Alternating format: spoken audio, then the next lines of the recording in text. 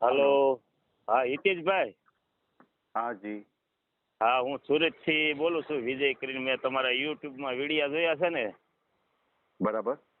એટલા માટે મેં મારું કામ હતું એટલે વાત કરવા તમારે માગતો તો વાત કરી શકું છું. હા હા કરી શકો ને. એમાં એવું છે ભાઈ, હું એક છું, બેનું 3 છે. બેનુંના 3 મેરેજ થઈ ચૂક્યા છે. મારું ગામ છે મોરબાવીડી, ગારિયાધાર તાલુકો, ભાવનગર જિલ્લો. બરાબર. વેલંજા ઘરનું મકાન છે. 25,000 મારો પગાર છે. દોરાની દુકાનમાં હું નોકરી કરું છું. ડિલિવરી અને એમ બિલ બાંટવાના અને પેમેન્ટ ઉઘરાવવાનું એવું મારું કામ છે. એમ એમ અને મારે 2 વાર પૈસા ભરીને બાયું લાવ્યા હતા દલાલ દ્વારા, પણ એમાં ચીટિંગ થઈ ગયું તો રહીને ત્રીજી વાર નાચની લાવ્યા હતા. તો એમાં એ બાયની લાઈન થોડીક ખરાબ હતી. ઓહો, એવું છે. એટલે 3 વાર મારા આમ મેરેજ થઈ ચૂકેલા છે. છેલ્લું એના ડિવોર્સ પેપરે છે. અને મારે નાની બેન છે ને, એણે બી 2 વાર લવ મેરેજ કરેલા છે. એટલે એની ભાણકીઓ નાનેથી મારી પાસે છે 2. જી. એક છે 17 વર્ષની ને એક છે 18 વર્ષની. 2 ભાણકીઓ બી જોબ કરે છે અત્યારે. જી. 9,000 પગારમાં. અને મારો 25,000 પગાર છે. મારા મમ્મી પપ્પા છે. એટલે ઘરમાં 5 જણા છીએ. અને મારા વર્ષ છે 42 થી 45 વર્ષના ગાળામાં. મેં આ છેલ્લો વિડીયો જોયો તમારો, રંજન કરીને નામનો હતો, વલસાડ બાજુનો. જી જી. એટલે પછી મેં કીધું લાય ફોન કરી દઉં એકવાર. બરાબર. મેં એમ તો મનસુખભાઈને ફોન કર્યો તો મનસુખભાઈના વિડીયા જોયા છે. બરાબર. એને ફોન કર્યા હતી કે કાંઈ નહીં, તમારા લાયકાત પાત્ર હશે તો કે નંબર સેવ કર્યો છે કે તો હું તમને જાણ કરીશ. જી જી જી. હા બરાબર છે. એટલા માટે મેં ફોન કર્યો. સમજ્યા? મારે મેં કીધું ઘર બાંધવું છે. બરાબર. ભલે આપણે એવું નથી કે પટેલ લોબી ગમે એ સમાજનું હોય તો હાલે, પણ મારે શું છે ટૂંકમાં મારા ઘરવાળા ગઢિયા, મારા મમ્મી પપ્પાની ઉંમર થઈ ગઈ. મારા મમ્મીની ઉંમર છે 75 વર્ષ, મારા પપ્પાની વર્ષ છે 92-93 વર્ષ. એટલે ઘર હાંચવે અને ઘરની સેવા સાકરી કરે એવું પાત્ર જોતું છે. બરાબર છે. બરાબર છે. એટલે તમ તારે મને હલો. એટલા માટે મેં તમને ફોન કર્યો હતો. હા બોલો. ઓડિયો મૂકવો છે ને આપણે? હા, તમે તારો ઓડિયો મૂકી શકો છો. એમ એમ. તમારું ગામનું નામ શું કીધું? ગામનું નામ છે મોરબા વીવડી, ગારિયાધાર તાલુકો, ભાવનગર જિલ્લો. બરાબર છે. ગામનું નામ મને ફરી વાર બોલો તો, મને સમજાણું નહીં. મોરબા વીરડી. મોરબા વીરડી ગામ. હા હા. અને તાલુકો? ગારિયાધાર તાલુકો, ભાવનગર ગારિયાધાર જિલ્લો. તાલુકો અને ભાવનગર જિલ્લો. બરાબર છે. હા. અને રહું છું સુરતમાં, આપણે વેલંજામાં. અમારા ઘરનું મકાન છે. અને હમણાં હજી દિવાળી પછી તરત માળ લીધેલો છે મેં મકાન.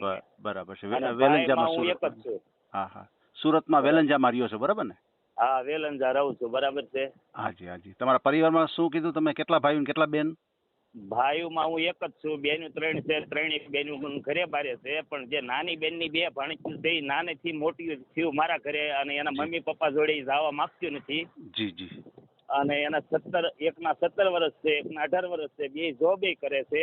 બરાબર. એટલે એને આજકાલ આપણે આવતર બાઈને સમજાવવું પડે ને એને કેવું પડે કે જેથી તેથી મારા ઘરે છે ને એના મેરેજ થાય. એટલે જેથી કરીને હું આગળ આપણે કાંઈ તકલીફ ના પડે કે તમે ચોખવટ ના કરી.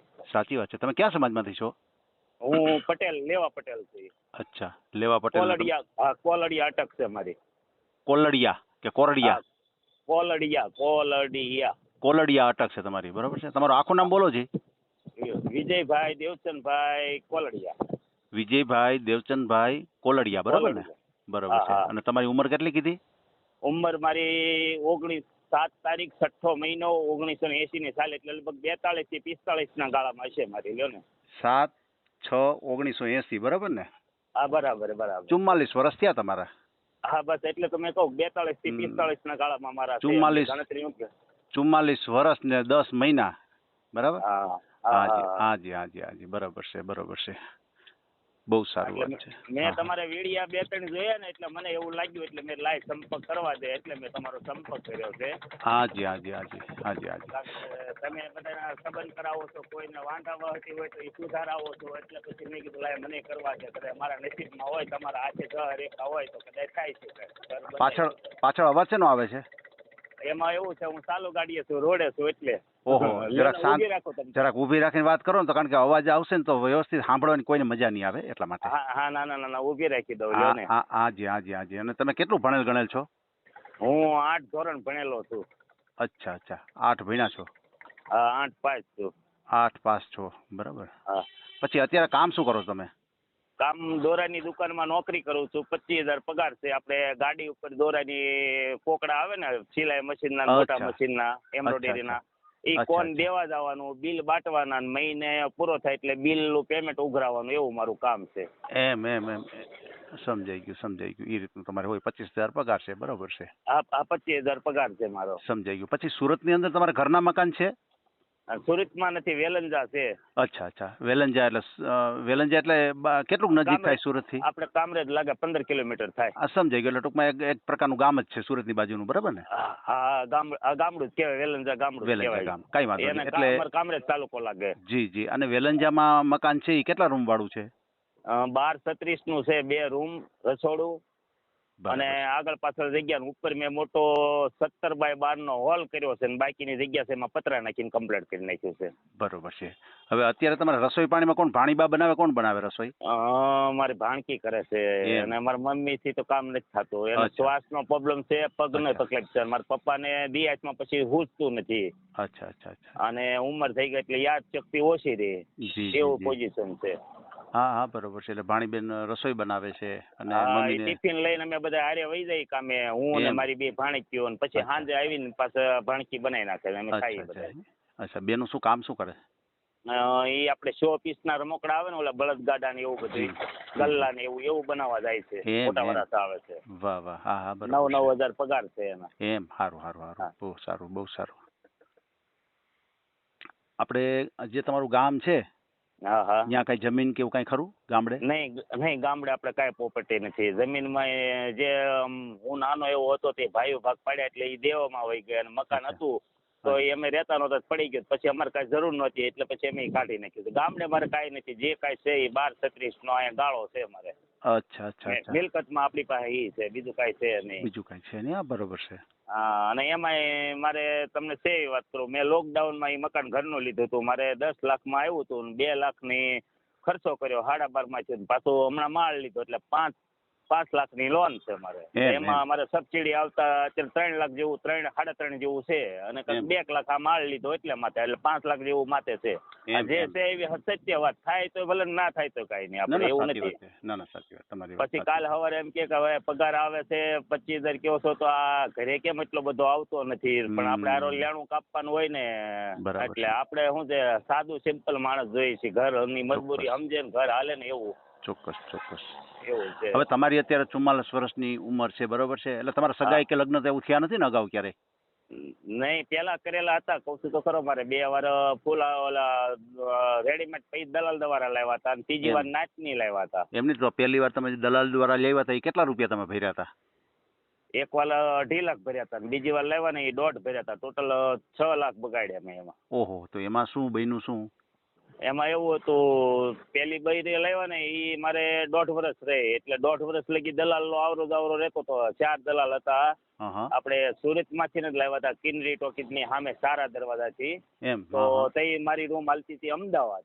બરાબર. અમદાવાદ અમે 25 વર્ષ રહ્યા. એટલે તઈ એક દલાલ જાય, એક આવે, એક જાય, એક આવે, અને જવા આવવાનું ભાડું દેવાનું, રોકાવાનું, ને પછી વાતચીત કરે ને પછી એમાં મને થોડુંક ડાઉટ ગયું કે હાળું આવે ને અહીંયા સાવી ચડાવે છે તો બગડે છે. અમે દલાલને બંધ કર્યું, એટલે તરતી બૈરાને ઉઠાઈ લીધી એનેથી. ઓહો, એવું હતું. અને હા, અને બીજી લેવો ની તો મારે 2 થી 2.5 મહિના જ રહી. એમ. હા, એ કરજણ થી લેવો હતો. આપણે કરજણ નારેશ્વર ના સામેના કાંઠે ઇન્દોર ગામ છે, નર્મદાના સામેના કાંઠે. ઈ કેટલા ભર્યા હતા એના? ત્યાં 1.5 ભર્યા હતા. 5 વર્ષની છોકરી ભેગી હતી. હા. એટલે ઈ બાઈ ને એમાં શું છે, મારા ઘરેથી એમ કે હું મળવા જાઉં છું, અને હકીકતમાં એના મમ્મીને ઘરે નહોતી રહેતી. ત્યાં એને કામરેજ મિયાભાઈ કામરેજ રહ્યું ને, ત્યાં ઓલા મિયાભાઈ કરજણ, ત્યાં એનો લવરિયો હતો, એ ત્યાં રહેતી હતી, ત્યાં રાત રોકાતી હતી. એટલે એ પછી મને ડિટેલ ખબર પડી, એટલે પછી મેં કીધું બધું કે આ વસ્તુ તો મને નથી ગમતી. મેં પેલા જ મેં સપોર્ટ કરી હતી, મને આ લાઈન નથી ગમતી. એટલે એ કે અમને નથી ખબર. મેં કીધું અહીંયા તો એમ કે હું મારા મમ્મીને ઘરે જાઉં છું, એટલે હું જવા દઉં ને. પછી આવી રીતે રંગાય છે પકડાવી. એમાંથી મારે મેં કીધું મારે નહીં મેળ થાય આ વસ્તુ. પાછું આ વસ્તુ ભૂલી જા તો મેં અપનાવું તો કે ઈ તો મારે રહે. મેં તો કાંઈ નહીં, તું તારા રસ્તે, હું મારા રસ્તે. પછી ઓલા દલાલને તમે કીધું નહીં? દલાલને કીધું તો દલાલે એવું કીધું કે અમે થોડા ઘરે નીકળ્યા કે કાલ સવારે કે કાલનો દી તમે ઉઠશો કે નહીં ઉઠો એની શું કાંઈ ગેરંટી છે, એ લોકો એવું કહીને નીકળી ગયા. મેં કાંઈ વાંધો નહીં, નસીબમાં નહીં હોય આપણા પૈસા. પછી આ તમે 1.5 લાખ રૂપિયા તમે ભર્યો તો એ વ્યક્તિને કેટલા મળ્યા ને દલાલ કેટલા લઈ ગયા એવો કઈ આઈડિયા આવ્યો? હા, એ બધું જાણ્યું હતું અમે. હાજી. એના મમ્મી પપ્પાને ખાલી 40,000 હાથમાં આવ્યા હતા, બાકી બધા લઈ લીધા. અરે એ રીતનું સેટિંગ થઈ ગયું હતું. તો જરાક તમારે ફરિયાદી કરી દેવાય ને. તમે કોર્ટ મેરેજ નહોતા કર્યા તમે? નહીં નહોતા, અમે ખાલી મંદિરે. જો ઈ જ મોટી ભૂલ છે, ઈ જ મોટી ભૂલ છે. હંમેશા આ ટાઈપના લગ્ન કરો ને તો કોર્ટ મેરેજ ખાસ કરવા. સરકાર આ કાનૂન છે એને વચ્ચે રાખીને કરો તો થોડોક ફાયદો એ થાય કે તમે ગમે ત્યારે ફરિયાદી કરો તો તમારું સાંભળવામાં આવે કે ભાઈ આ મેરેજ થયા હતા તો આ બાઈ છે આ રીતની છે, તો થોડો ખ્યાલ આવે. કદાચ તમારું પૈસા તમારા પેમેન્ટ પણ તમને પરત મળી જાય. સમજી ગયો? હા, એ વાત સાચી. બરાબર ને? દલાલ ઉપર કાયદેસર કાર્યવાહી થાય તો આવું થાય, એમ પૈસા તમારા પરત મળી જાય. બરોબર છે. આવું બન્યું છે. એટલે ઈ જે તમે જે પેલા જે આવ્યા હતા બાઈ, ઈ તમે ત્યાં લેવા ગયા હતા કે આપણે સુરતમાંથી ક્યાંકથી જ મેળ આવી ગયો હતો?